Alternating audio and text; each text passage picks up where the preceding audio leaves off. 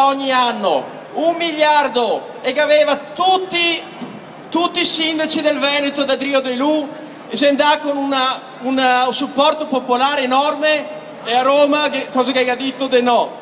Guardate l'esempio dei bellunesi, che ha tirato su 17.000 firme, cioè un 10% della popolazione bellunese. Loro voleva solamente passare di là per avere cosa? Solo 1 miliardo, parliamo di 1 miliardo sulle decine di miliardi che non ne torna in Drio delle tasse che paghiamo. E cosa che ha detto Roma, che ha detto di no. Un quarto di secolo di Bossi sentaso a Roma, un quarto di secolo di Maroni sentaso a Roma, di aspettare che si deve avere pazienza, perché adesso arriva e loro contratta i tratti, se loro stessi da mettere che più di qualche misero milione non si era buoni da contrattare, e parliamo di qualche misero di milione che si sta buoni di ciappare questo federalismo truffa, quando che noi altri in Roma decine di miliardi di euro all'anno. Allora l'unico percorso fattibile è quello di Veneto Stato, perché non occorre un permesso da Roma, basta una maggioranza dei veneti a volerlo, basta una maggioranza dei veneti per richiedere un referendum con monitoraggio internazionale.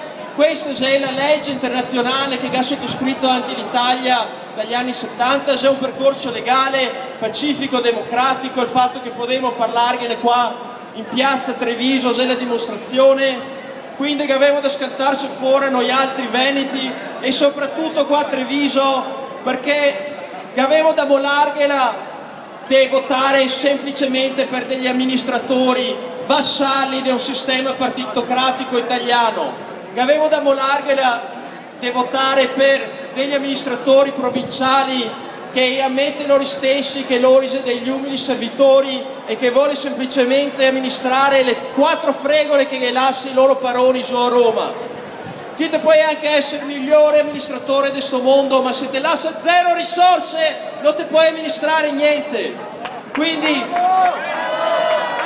basta amministratori, qua che vuole azione politica, e l'azione politica non si fa su a Roma, si fa qua in Veneto, con i nostri eletti rappresentanti a livello provinciale, a livello comunale. Veneto Stato si presenta alle comunali di Rovigo, ma soprattutto si deve presentarsi alle provinciali del Veneto, e se è importante per 2 maniere, perché per primo i veneti che hanno la possibilità di mettere una croce sotto un simbolo facilissimo che non conta così, è il nostro programma è riassunto in quelle 2 parole che è Veneto Stato indipendente, Veneto Stato indipendente. La seconda ragione è che aveva anche da votare per i migliori amministratori che c'è, e noi altri che avevamo un candidato, Antonio Guadagnini, che è 2 spanne al di sopra della competizione. Antonio Guadagnini è